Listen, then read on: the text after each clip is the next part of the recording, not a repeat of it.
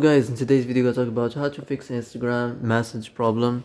So the answer is easy. Just to go to the settings and then scroll down to the apps section and then go to the search and search Instagram,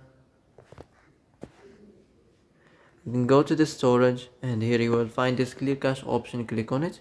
Now you can go check it if it works. If it didn't, you can try to restart your phone or turn on the airplane mode or the Bluetooth mode.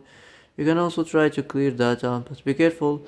If you clear data, all the Instagram's data will be deleted. This includes all files, the settings, the accounts, the databases, etc.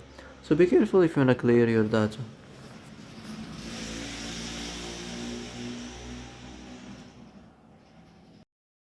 So that's it for today's video. I hope this is the answer you've been looking for. And if you like this video, don't forget to like and subscribe, and see you in the next video.